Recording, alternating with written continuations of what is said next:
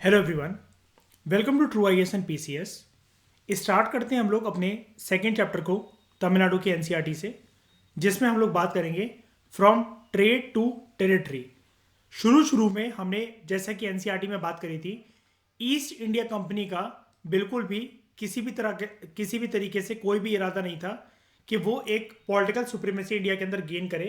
वो आराम से अपना व्यापार करना चाहते थे और इतना पैसा जोड़ लेना चाहते थे कि जब वो वापस इंग्लैंड जाएं तो वो मजे कर सकें। लेकिन उनको समझ में आ गया था, जैसा कि हमने एनसीईआरटी में भी बात करी थी, कि यहाँ के नवाब को पपेट नवाब बनाकर रखना, बंगाल के नवाबों को, अवध के नवाबों को, ये इतना आसान भी नहीं होने वाला है। तो उन्होंने सोचा इन छोटे छोटे पिल्लों को हटाओ और खुद जाकर सुल्तान बनो, क्योंकि ये पिल्ले जब कुत्ते बनते हैं तो हमने इनको रोटी डाली होती है और हम ही काट लेते हैं। तो अब इस चैप्टर में हम लोग बात करते हैं कि कैसे ईस्ट इंडिया कंपनी एक पॉलिटिकल पावर बनती है। सबसे पहले थोड़ा सा बैकग्राउंड, 15वीं सेंचुरी में क्या हुआ था, जो यूरोप था वहां पर एक पूरी की पूरी एक प्रक्रिया शुरू हो गई थी यूरोपियन देशों में, कि वो लोग ना, चाहे जमीन के रास्ते से हो चाहे समुद्र के रास्ते से हो, नई नई जोग्राफिकल डिस्कवरीज करना चाहते थे, नई नई टेरिटरीज खोजना चाहते थे, ताकि वो अपने व्यापार को, अपनी प्रॉस्पेरिटी को एक आसमान की नई ऊंचाई पर लेकर जा सके। इसी प्रकार से एक घटना होती है 1498 में, जब Vasco D gamma Portugal country से एक नया सी रूट डिस्कवर करता है यूरोप से इंडिया आने के लिए। मेन मोटिव जो इन डिस्कवरीज के पीछे जो होता था, नया नया रास्ता ढूंढना, नई नई कंट्री ढूंढना, वो सिर्फ एक ही था, अपना प्रॉफिट को मैक्सिमाइज करना व्यापार करके। और अगर जिस जगह पर व्यापार करने का सोचा है, जहां से बहुत ज्यादा प्रॉफिट मिल सकता है, उधर के जो लोकल रूलर्स हैं, प्यार से अगर वो नहीं माने तो उधर पर अपनी पॉलिटिकल सुप्रीमेसी जमा लेना। ठीक इसी प्रकार से ब्रिटेन से भी एक ऐसी trading company, east India company, Bharat में चली आती है, जो कि सबसे पहले तो बंगाल के ऊपर उसकी बुरी निगाह होती है। और जो मेन इंटरेस्ट होता है ईस्ट इंडिया कंपनी का, वो शुरू शुरू में वैसे तो कमर्शियल एक्सपेंशन होता है, लेकिन हिंदुस्तान के लोकल घटनाक्रम को देखते हुए, लोकल राजाओं को देखते हुए और यहाँ की परिस्थिति को समझते हुए, वो फिर धीरे धीरे करके अपना टेरिटोरियल एक्सपेंशन भी करने लग जाते हैं। ये वाली बात हमें पता है, ठीक है। अब बात करते हैं ईस्ट इंडिया कंपनी एक पॉलिटिकल पावर बनी कैसे। तो इसके लिए हमें जाना पड़ेगा, देखना पड़ेगा बैटल ऑफ प्लासी को, 1757। पहला ऐसा कोई भी बैटल इतने बड़े स्केल पर जो कि पावर दे देता हो ईस्ट इंडिया कंपनी को, ऐसा लड़ा गया अंग्रेजों के द्वारा। लेकिन आपको पता है ना, actually battle of Plassey was never fought, है ना। तो यहां पर हम एनसीईआरटी से थोड़ा सा डिटेल में जाकर और ज्यादा बात करते हैं। बंगाल का एक नवाब हुआ करता था जिसका नाम था अलीवर्दी खान, ठीक है। ये जो नवाब थे, ये किसकी अध्यक्षता में काम करते थे बंगाल में, किसकी छत्र छाया में? दिल्ली में बैठे हुए मुगल एम्परर्स की अध्यक्षता में ये लोग काम करा करते थे, सुल्तानों की अध्यक्षता में, ठीक है। 1756 में इसका देहांत हो जाता है और इसका जो पोता होता है सिराजुद्दौला, वो बंगाल की गद्दी पर आकर बैठता है। नए नवाब की वीकनेस, जो अंग्रेज होते हैं सिराजुद्दौला को काफी वीक नवाब समझते हैं कि ये क्या चलाएगा बंगाल को, ऐसा सही है, फालतू सा है। इस चीज का एडवांटेज लेते हुए और सिराजुद्दौला को ये देखते हुए कि ये आवाम की नजरों में, जनता की नजरों में कोई बहुत ज्यादा पॉपुलर भी नहीं है, तो वो बंगाल में पावर पे आने का सोचते हैं। अब सिराजुद्दौला नवाब था, इतनी आसानी से तो घुटने नहीं टेक सकता था, तो वो ये डिसाइड करता है कि मैं अंग्रेजों को ना एक सबक सिखाऊंगा। और ब्रिटिश ईस्ट इंडिया कंपनी की जो पॉलिटिकल सेटलमेंट होती है कलकत्ता में, उसके ऊपर अटैक कर देता है सिराजुद्दौला अपनी फोर्सेस के साथ। ईस्ट इंडिया कंपनी की, ब्रिटिश ईस्ट इंडिया कंपनी की एक फैक्ट्री होती है कासिम बाजार में, उसको कैप्चर कर लेता है। 20 जून 1756 की बात है, फोर्ट विलियम सरेंडर हो जाता है नवाब की फोर्सेस के सामने, जो कि एक सिंबोलिज्म था ब्रिटिश की पावर का। तो यहां से आपको एक क्वेश्चन मिल सकता है कि फोर्ट विलियम किसने बनवाया था? फ्रेंच ईस्ट इंडिया कंपनी ने, डच ईस्ट इंडिया कंपनी ने, ब्रिटिश ईस्ट इंडिया कंपनी ने? या पोर्चुगीज ईस्ट इंडिया कंपनी ने, किसी ने भी, मतलब, तो उसका आंसर है ब्रिटिश ईस्ट इंडिया कंपनी, उनका था सिंपल। लेकिन रॉबर्ट क्लाइव, जो कि ईस्ट इंडिया कंपनी की फोर्सेस को लीड कर रहा होता है, वो कलकत्ता को रिकवर कर लेता है, जो कि उसके हाथों तो चला जाता है लेकिन उसे वापस ले लेता है। 9 फरवरी 1757 को क्या होता है, एक ट्रीटी साइन होती है। अब ये ट्रीटीज यहां पर आपको बहुत डिटेल में देखने को मिलेंगी, मतलब ये पूरा का पूरा जो घटनाक्रम है जो कि एनसीईआरटी नहीं बताता, मैं कंबाइन करके आप अपनी इंफॉर्मेशन को लिखना, एनसीईआरटी प्लस तमिलनाडु, ओके। 9 फरवरी 1757 को क्या होता है, एक ट्रीटी साइन होती है जिसको हम कहते हैं ट्रीटी ऑफ अलीनगर। इस ट्रीटी के तहत सिराजुद्दौला प्रैक्टिकली अपने जितने भी सारे जो उसने ब्रिटिश ईस्ट इंडिया कंपनी की टेरिटरीज पर जो क्लेम करे होते हैं उनको सबक सिखाने के लिए उनको वापस कर देता है। ब्रिटिशर्स जो होते हैं इसके बाद चंद्रनगर को कैप्चर करते हैं, जो कि एक फ्रेंच ईस्ट इंडिया कंपनी की सेटलमेंट होती है, मार्च 1757 में। बैटल ऑफ प्लासे कैसे लड़ा जाता है, it was a battle between British East India company और नवाब ऑफ बंगाल और उसके फ्रेंच अलाइज के बीच में। देखो एनसीईआरटी ने आपको ये नहीं बताया था ना कि फ्रेंच ईस्ट इंडिया कंपनी की फोर्सेज नवाब का साथ दे रही थी। 20 जून 1757 को लड़ा जाता है। इंग्लिश ईस्ट इंडिया कंपनी की जो फोर्सेज होती हैं, जो कि रॉबर्ट क्लाइव की अध्यक्षता में काम कर रही होती हैं, वो सिराजुद्दौला की कंबाइंड फोर्सेज को, जबकि उनका साथ फ्रेंच ईस्ट इंडिया कंपनी की फोर्सेज भी दे रही होती है, उनको हरा देते हैं। रॉबर्ट क्लाइव की फोर्सेज हरा देती है और नवाब की गद्दी चली जाती है सिराजुद्दौला के हाथ से। After the collapse of Bengal, बहुत ज्यादा amount of wealth East India Company जो है वो गेन करती है बंगाल की ट्रेजरी थे, और उसको अपनी मिलिट्री फोर्स को स्ट्रेंथन करने में, बिल्ड करने में यूज करती है उन पैसों को, उन सोने चांदी अशरफियों को। और ये घटनाक्रम, ये बैटल प्लासे का युद्ध, ये अंग्रेजों के रास्ते में एक उनका नया एक पॉलिटिकल सुप्रीमेसी स्टैब्लिश करने के दिशा में एक अहम कदम होता है। और ये one of the decisive battle था, जिसकी वजह से हम कह सकते हैं कि British rule practically political grounds पे इंडिया में शुरू हो गया, और जो वो कंटिन्यू रहता है अगले 2 सेंचुरीज तक, 200 साल तक। एक इंटरेस्टिंग चीज और देखते हैं, ब्लैक होल ट्रेजेडी 1757 की। एक छोटा सा कोई डंगल समझते हो क्या होता है, कालकोठरी टाइप, एक छोटा सा कालकोठरी टाइप का एक कमरा था फोर्ट विलियम में कलकत्ता में, जिसको हमने देखा था सिराजुद्दौला ने कब्जा कर लिया था। जहां पर जो ट्रूप्स थी बंगाल के नवाब की, सिराजुद्दौला की, इन्होंने क्या करा था, 146 ब्रिटिश पेंशनर्स को, जो कि युद्ध में लड़ते थे और क्या कहते हैं साथ देते थे इंग्लिश ईस्ट इंडिया कंपनी का, कुल मिलाकर उनकी फोर्सेस को, उनकी फोर्सेस के इतने जवानों को पकड़ लिया था एक रात के लिए। जब अगली सुबह वो दरवाजा खोला गया तो उसमें से 123 लोग जो थे, जो प्रिजनर थे, वो मर गए थे। क्यों? सफोकेशन की वजह से। और इसको बोला जाता है ब्लैक होल ट्रेजेडी। और रॉबर्ट क्लाइव को इस बात पर बहुत ज्यादा गुस्सा आया था। मतलब one of the battle of Plassey के साथ जो जुड़ी हुई घटना होती है ना, जिसके बारे में एनसीईआरटी जिक्र नहीं करती है, ब्लैक होल ट्रेजेडी की वजह से ये चीज हुई थी। और आपको पता है ना कि रॉबर्ट क्लाइव तो एक्चुअली लड़ता भी नहीं है ये युद्ध।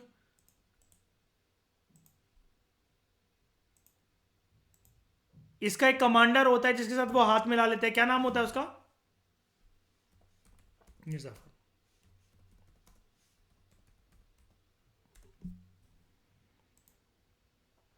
This was the black hole, this was the black hole tragedy. नहीं लड़ता, एनसीईआरटी का लेक्चर नहीं देखा क्या आपने? नहीं लड़ता, नहीं लड़ता। ये हाथ मिला लेते हैं ना रास्ते में उसके साथ ही, और नवाब को ऐसा शो कर देते कि हमने लड़ा है।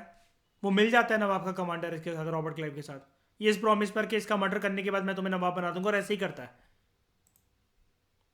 ये थी ब्लैक होल ट्रेजेडी, ठीक है।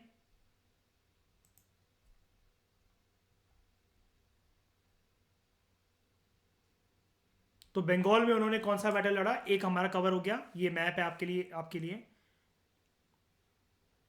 प्लासे का युद्ध। ओके, उसके बाद बात करते हैं बैटल ऑफ बक्सर 1764।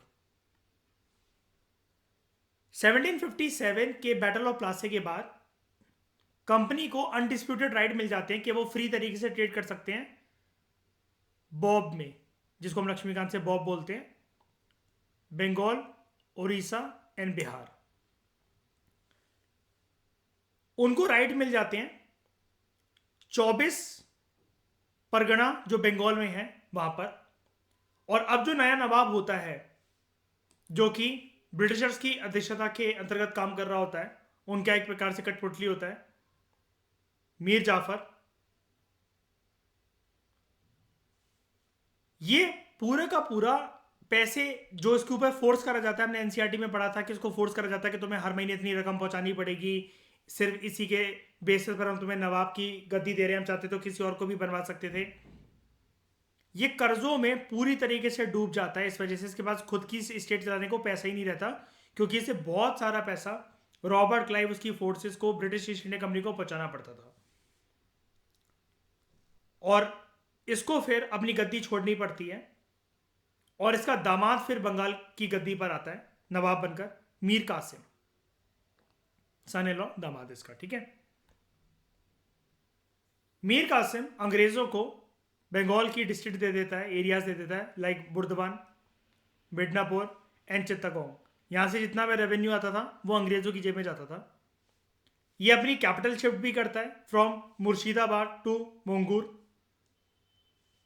मीर कासिम लेकिन उसको ये लगता है कि यार ये कुछ मुझे ज़्यादा ही सप्रेस कर रहे हैं, तो वो रिवोल्ट करने की कोशिश करता है अंग्रेज़ों के खिलाफ, क्योंकि वो गुस्सा होता है अंग्रेज़ों के रवैये से कि अंग्रेज़ों को ये राइट तो मैंने कभी भी नहीं दिए दस्तक के, इसको दस्तक कहते हैं, ड्यूटी फ्री पास, कि कोई ड्यूटी नहीं देनी पड़ेगी तुम्हें ट्रेड वगैरह पर, कोई भी शिप्स वगैरह आती है, कोई भी सामान यहाँ से आता है जाता है। तो अंग्रेज इसको ये कह देते हैं रॉबर्ट क्लाइव वगैरह कि तू इस गद्दी पर हमारी वजह से बैठा है, तुझे हमसे हर बात की परमिशन लेनी पड़ेगी, हमें नहीं लेनी पड़ेगी तेरे से परमिशन। इस चक्कर में ये बागी होकर विरोध कर देता है अंग्रेजों के खिलाफ, लेकिन ये अंग्रेजों के हाथों से ही वॉज डिफीटेड और ये अवध भाग जाता है, जहां पर ये अवध के नवाब शुजाउद्दौला के साथ एक और शाह आलम मुगल एम्परर के साथ एक ना सीक्रेट अलायंस में एंटर होता है, एक कॉन्फेडरेसी बनाता है, ग्रुप बनाता है। और जो मुगल एम्परर था शाह आलम, वो भी बहुत ज्यादा परेशान था शाह आलम टू अंग्रेजों से। अवध का नवाब भी बहुत ज्यादा परेशान था और ये दो परेशान था ही। तो ये तीनों 3 एक्सेस अलायंस बनाकर अपनी एक जगह शाह आलम, एक शुजाउद्दौला और तीसरा ये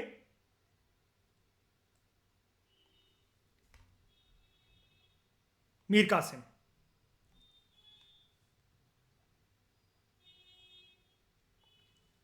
ये तीनों मिलकर सामना करते हैं अंग्रेजों के खिलाफ in a famous battle known as battle of Buxar. कहां पर है? 1764 में ही था ये लेकिन ये बक्सर कहां पर है? बिहार के अंदर, यहां पर देख लो। ओके, ये दोनों मतलब एक तरीके से ऐसे बैटल थे कि जिसकी वजह से अंग्रेज जो ईस्ट इंडिया कंपनी थी, वो अभी तक जो इकोनॉमिक पावर थी ना, अब वो वहां से कन्वर्ट होकर पॉलिटिकल पावर बन गई। तो जब भी आपको याद जाए ना कि British East India Company initially started its career as economic power, commercial power, but due to the circumstances prevailing in India at that time, it took some time for it to get converted into political power. तो यानी कि आप ऐसा समझ जाओ कि आपको battle of Plassey, battle of Buxar का, बंगाल और बिहार का जिक्र तो करना ही करना है अपने आंसर में। ओके, तो हुआ कि इन तीनों ने 3 एक्सिस अलायंस बनाई। ये बैटल लड़ा गया 22 अक्टूबर 1764 को बक्सर में, जो कि एक छोटा सा 45 टाउन था बिहार की टेरिटरी के अंदर, located on the banks of Ganga, Patna से 130 किलोमीटर दूर। ये छोड़ो, इतना डिटेल में जाने की जरूरत नहीं है, ससुराल थोड़ी ना बनाना है हमें वहाँ पे। ये डिसाइसिव विक्ट्री थी अंग्रेजों के लिए, ब्रिटिश ईस्ट इंडिया कंपनी के लिए, क्योंकि इस बैटल में हुआ क्या, शुजाउद्दौला, शाह आलम टू और मीर कासिम, ये तीनों हार गए थे। जो उस टाइम पर अंग्रेजों की साइड से लड़ रहा था ना, इसका नाम आपको पता होना चाहिए। देखो अगेन डिटेल में यहां पर आपको चीज दे रखी है, जनरल हेक्टर मुनरो। इसलिए बोला था ना शाइनी मैंने आपसे कि स्पेक्ट्रम की बड़ी सारी चीजें यहां पर कवर हो जाएंगी प्रॉपर एक ऑर्डर में, है ना। क्योंकि सिर्फ एनसीईआरटी से तो काम बनेगा नहीं। अगर ये आ गया कि अगर हम सोचो जरा कितना अफसोस होगा कि प्लास से भी बढ़कर गए, बक्सर बढ़ के गए, लेकिन हमें बक्सर ये तो पता है कि कौन हारा, दीवानी राइट्स मिल गए, क्या हो गया, लेकिन कौन लड़ा था अंग्रेजों की साइड से, कौन जनरल था उनका, हेक्टर मुनरो। मिर जाफर को दोबारा ये बोला गया कि तुम्हारा दामाद तो एक नंबर का हरामजादा है, पता नहीं तुम्हारी बेटी के साथ कैसे रह रहा है, तुम ही आके दोबारा बन जाओ गद्दी पर। मिर जाफर की डेथ के बाद इसका जो बेटा होता है निजामुद्दौला, इसको थ्रोन पर बिठाया जाता है और उससे एक ट्रीटी साइन करवाई जाती है, अलाहाबाद ट्रीटी, 20 फरवरी 1765 को। अब यहां से दोस्तों एक क्वेश्चन मैं आपको बता देता हूं, मैच द फॉलोइंग में बस यूपीएससी आपसे ये गलती करवा सकता है कोई भी एग्जाम, कि बैटल ऑफ प्लासे के बाद कौन सी, बैटल ऑफ प्लासे के टाइम पर कौन सी ट्रीटी थी, वो थी ट्रीटी ऑफ अलीनगर। नाम ए से हैं तो इसलिए आप कंफ्यूज हो सकते हो। प्लासे के साथ एसोसिएटेड है ट्रीटी ऑफ अलीनगर, और बैटल ऑफ बक्सर के कंटेक्स्ट में जो ट्रीटी है वो है treaty of Allahabad.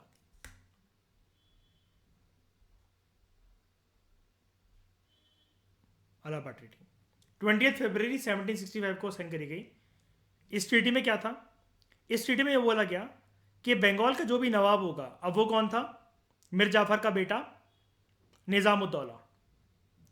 Nizam had to disband most of its army, और वो एडमिनिस्टर करेगा बंगाल को अपनी खुद की कंसाइंस के बेसिस पर नहीं, बल्कि एक ऐसे पर्सन के बेसिस पर जिसको ईस्ट इंडिया कंपनी ही अपॉइंट करेगी, नॉमिनेट करेगी, और वो होगा एक डेप्यूटी सूबेदार।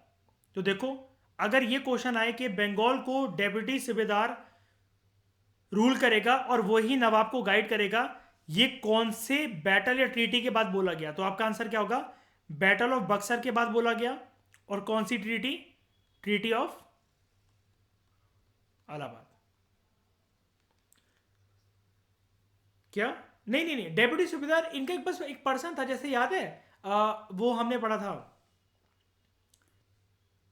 ये रेसिडेंट भेजते थे, बाद में रेसिडेंट भेजा करेंगे सबके कोर्ट में, doctrine of lapse of subsidy alliance के कंटेक्स्ट में हमने पढ़ा था, याद है। ऐसे ही ये एक प्रकार का यही है, बाद में जाके इसका नाम ही बस एक प्रकार का जो ये बनता है ना निगरानी करने के लिए, इसी का नाम रेसिडेंट हो जाएगा बाद में जाकर। रॉबर्ट क्लाइव ने 2 सेपरेट ट्रीटीज कंक्लूड करी, शुजाउद्दौला के साथ और शाह आलम टू के साथ, अलग अलग ट्रीटी, यानी कि ट्रीटी ऑफ अलाहाबाद तो ये, और जो अलग जो ट्रीटी थी शुजाउद्दौला के साथ उसने कुछ और कंसेशंस, ठीक है, एक उसके साथ साइन करी। और शुजाउद्दौला वैसे कहां का नवाब था उस टाइम पर, अवध का, ठीक है। अवध है कहां पर, किस जगह पर, कहां पे,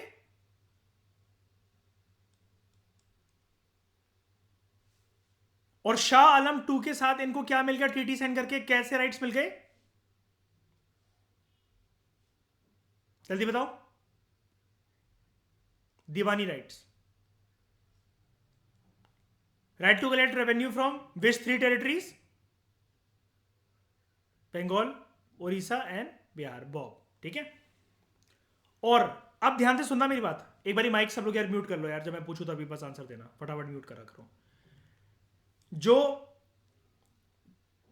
पहली बार अगर आपको कोई आए कि बंगाल के अंदर या फिर कभी भी ब्रिटिशर्स के आने के बाद डुअल सिस्टम ऑफ गवर्नमेंट क्या था, अब ये डुअल सिस्टम ऑफ गवर्नमेंट ना अक्सर आप ये सुनते होगे ना, शायद आपने देखा होगा लक्ष्मीकांत में बड़े सारे एक्ट में लिखा रहता है कि डुअल सिस्टम यहां से स्टार्ट हो गया था, खत्म हो गया था, स्टार्ट हो गया था, खत्म हो गया था, है ना। ये जो डुअल सिस्टम ऑफ गवर्नमेंट जो था ना, ये यहां से स्टार्ट हो गया था। अब सवाल ये उठता है कि बैटल ऑफ बक्सर के बाद डुअल सिस्टम जो स्टार्ट हुआ, अगर ये क्वेश्चन आ जाए तो हम प्रूफ कैसे करेंगे डुअल सिस्टम है। Nawab was a main controlling authority इसको जो गाइड करेगा दैट वॉज डेप्यूटी सूबेदार। ये खुद का पर्सन जो कि अपनी विल पावर के बेसिस पर काम करेगा, लेकिन टोटल विल पावर अब नहीं, 100% अब तो नहीं रही है, और ये पर्सन ईस्ट इंडिया कंपनी के कहने पर काम करेगा और ये इसके ऊपर नजरें जमाएगा। तो ये जो प्रॉपर एक आपको एक ये कॉम्प्लिकेटेड स्ट्रक्चर दिख रहा है ना, कि ये भी रूल करेगा, ये भी रूल करेगा, ये इसके ऊपर क्या कहते हैं, जड़े जमाएगा, ये पूरे स्ट्रक्चर को कहा जाता है डुअल गवर्नमेंट। यानी कि दो लोग तो हैं यहां पर पक्का पक्का। कैसे? एक ये आपका डेप्यूटी सूबेदार और उसके बाद आपका ये नवाब। ठीक है, तो कुछ नया जानने को मिला सब लोगों को एनसीईआरटी के बियॉन्ड। ठीक है, यहां तक समझ में आया? बताओ, किसी का कोई डाउट है? बताओ, क्योंकि एनसीईआरटी से कुछ नया सीखा होगा, जल्दी बताओ। कुछ लगा, कुछ दिक्कत?